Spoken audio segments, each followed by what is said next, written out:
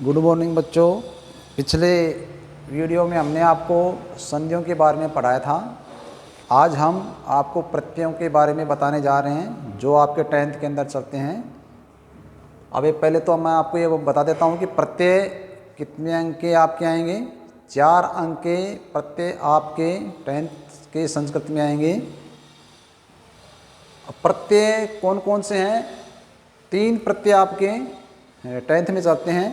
पहला है मतुप, दूसरा आता है त्वय और तीसरा है टाप। अब इनके भी अलग अलग अंक हैं, जिसे ये मतुप प्रत्यय और त्वय, मतुप और त्वय, ये दोनों मिलकर के 3 अंक के आएंगे।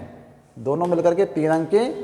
और टाप प्रत्यय है वो आएगा आपके 1 अंक का, यानी टोटल 4 अंक के आएंगे ये तीनों मिलकर के, जिसमें ये 2 तो आएंगे 3 अंक के और टाप आएगा 1 अंक का, यानी टोटल 4 अंक के प्रत्यय आएंगे।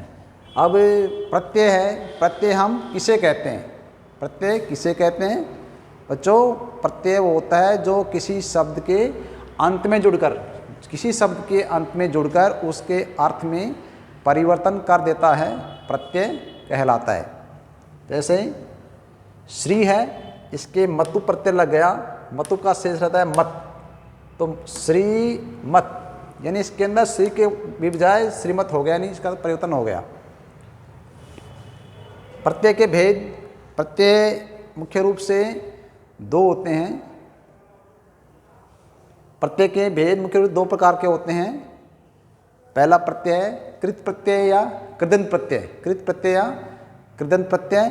दूसरा है तदित प्रत्यय या फिर तदितांत प्रत्यय। तो देखिए प्रत्यय के भेद, प्रत्यय मुख्य रूप से 2 प्रकार के होते हैं। पहला प्रत्यय है कृत प्रत्यय या कृदंत प्रत्यय।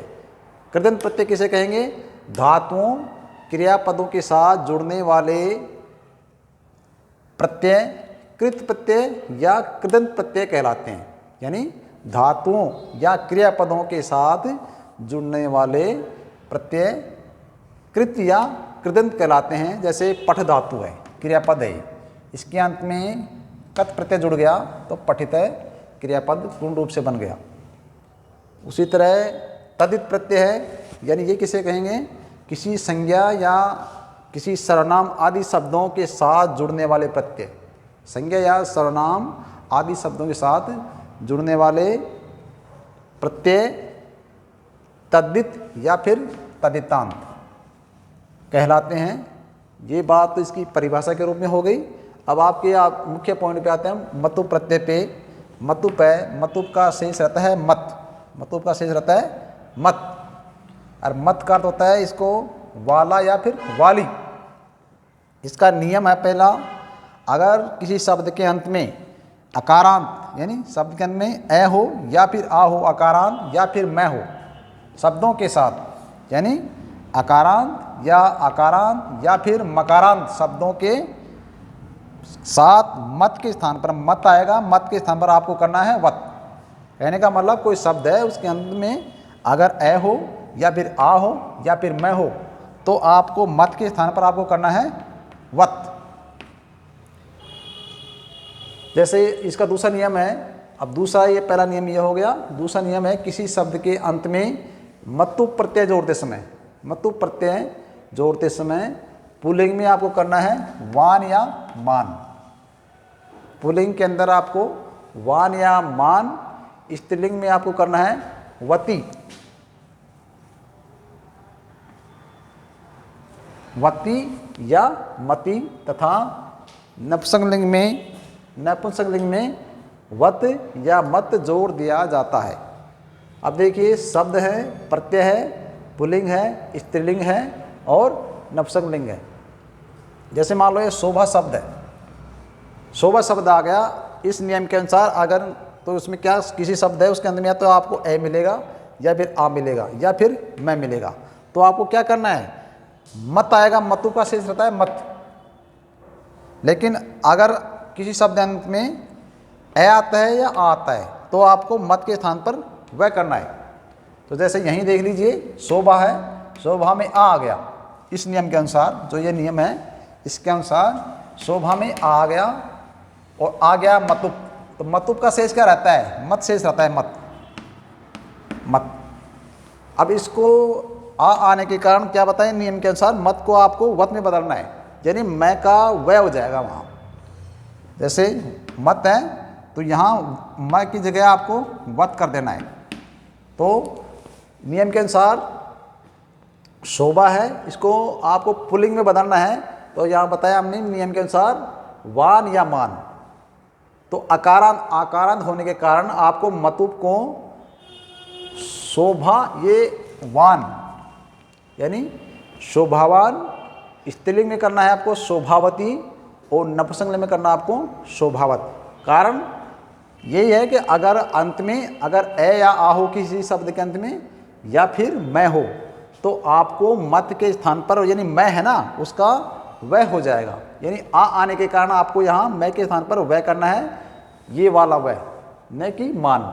तो जैसे पुल्लिंग में हमने बनाया इसको शोभावान, वह आ गया शोभावान, ये पुल्लिंग का शब्द है। स्त्रीलिंग में को इसमें बनाएंगे शोभावती, वती या मती। क्यों बना रहे हैं कि यहाँ आ है, आने के कारण मैं को आपको बदलना है वह में। तो देखो वती आ गया वह, शोभावती न कि मती।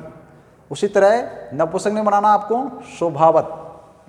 इसी तरह गो आ गया गो प्लस मतुप। अब देखो यहाँ न तो अ है और ना आ है और ना मैं है, इसलिए जो मत है वो मत ही रहेगा। यानी मत को आपको वत में नहीं बदलना है, केवल गो प्लस मतुप यानी इसका मत शेष रहेगा, है ना।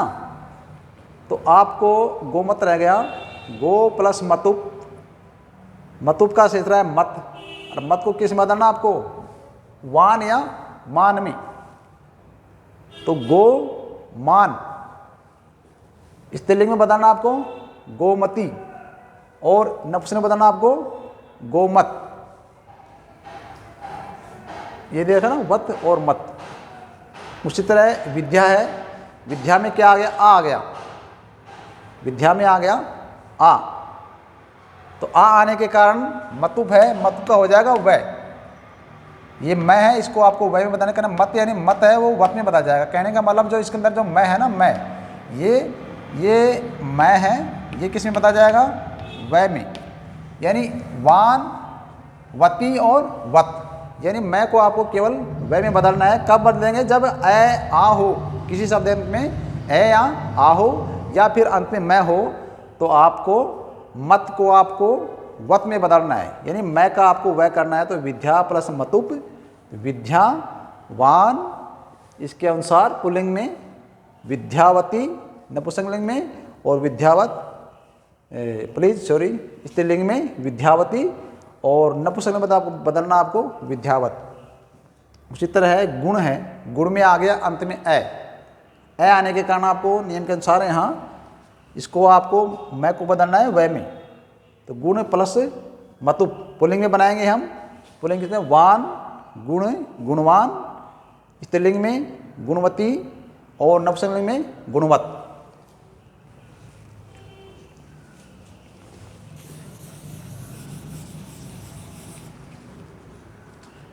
उसी तरह जैसे श्री शब्द है, श्री प्लस मत, मतुप, श्री प्लस मतुप। जैसे ये उदाहरण ये वाला ही श्री है, इसके अंदर न तो अंत में ए है, यानी अंत में ई आ गई। तो ई आने के कारण आपको वान नहीं लगा, केवल ये मान लगाना है। तो यहाँ ई न तो आया, न आई आ, और न आया मैं, यानी ई आ गई। ई आने के कारण आपको वान का इस्तेमाल नहीं करना है, बल्कि मान का इस्तेमाल करना है। तो इसको पुल्लिंग में हम बदलेंगे। तो श्री मान, श्री मान, यानी वान तो तब आता जब यहाँ अगर ए या आ होता या फिर मैं होता, लेकिन यहाँ ई आ गई। तो ई आने के कारण मतुप को आपको बदलना है पुल्लिंग के बनाने के लिए मान के अंदर। तो श्रीमान स्त्रीलिंग में बनाएंगे हम श्रीमती, श्रीमती और नपुंसक में बनाएंगे इसको श्रीमत। यानी इसके अंदर मेन बात ये है कि आपको ये दो नियम है इसके अंदर, ये वाले, एक तो ये अगर किसी शब्द के अंत में ए या आ आता है और अंत में मत है तो आपको शब्दों के साथ मत है ना, इसके स्थान पर आपको वत कर देना है। यानी मैं है उसका आपको वो मैं को वह में बदल देना है। कब? जब अगर अंत में किसी शब्द के अंत में ए या आ हो या फिर मैं हो तो। अगर वो नहीं आता है तो आपको सिर्फ मान लगा देना है।